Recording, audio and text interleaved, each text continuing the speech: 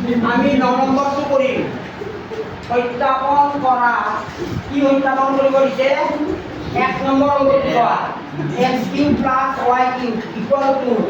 x + y whole into x² - xy + y² সমান্তৰাল এইখিনি হৈছে আমাৰ লেফট হ্যান্ড সাইড বাও পক্ষ আৰু এইখিনি হৈছে সপক্ষ বাও পক্ষ সমান সপক্ষ হ'ব লাগিব এইটো বহুপদ ৰাখি এই বহুপদ ৰাখি উৎপাদক হৈছে এইটো এইটো বহুপদ ৰাখি আৰু এই বহুপদ ৰাখি পূৰণ ফলটো তাৰমানে এইটো হ'ব লাগিব আমাৰ এইটো আমাৰ লেফট হ্যান্ড সাইড বুলি লিখা লেফট হ্যান্ড সাইড এদিকে লিখা লেফট হ্যান্ড সাইড কি আছে x³ + y³ এইটো আছে আমি এটা ফর্মুলা পাইছো কি পাইছো চোৱা ইয়াতে লিখি লোৱা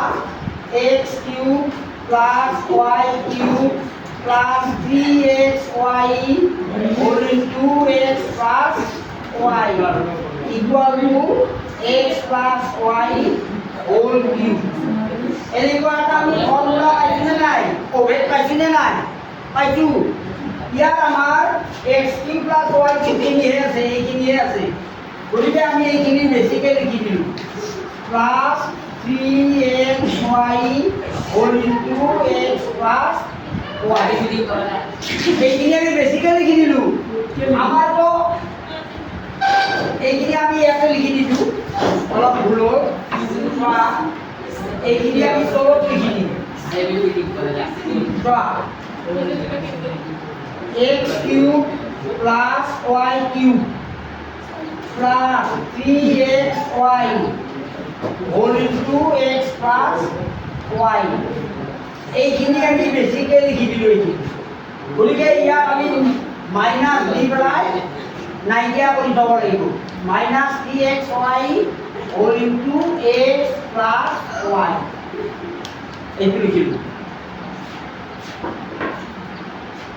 বুঝি পাইছ না নাই এইখিনি তো x³ plus y³ আছিল আমি লিখিলোঁ x³ plus y³ plus 3xy whole into x plus y তাহলে এই গোটেইখিনি লিখাৰ কাৰণটো হৈছে কি আমাৰ এই ফৰ্মুলাটোত আহিব লিখিলোঁ কিন্তু আমাৰ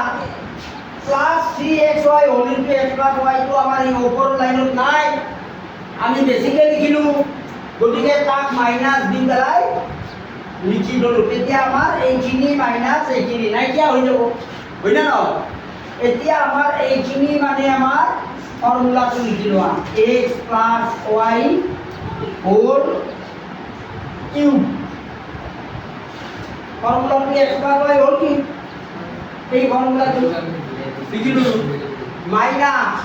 মাইনাস দিয়া এইখিনি লিখা এতিয়া 3xy whole into x plus y এইটো লিখি দিলো এইবাৰ আমি কি কৰিম চোৱা এইখিনি আৰু এইখিনি এই দুইটা ৰাখিৰ পৰা আমি x plus y টো কমন ল'ম x plus y টো কমন ল'লোঁ কমন লোৱাৰ ইয়াত ভিতৰত কি দেখিব x plus y whole cube মানে x plus y তিনিটা আছিল এটা বাহিৰত কমন ল'লোঁ তাৰমানে ভিতৰত হ'ব আমাৰ x plus y whole square আৰু এইবাৰে x plus y টো আমি ইয়াতে কমনে লৈছোঁ গতিকে ইয়াতে থাকিব minus 3xy এইটো থাকিব সেকেন্ড ব্র্যাকেট দি দিলো নেক্সট কি হ'ব এতিয়া চোৱা x plus y whole into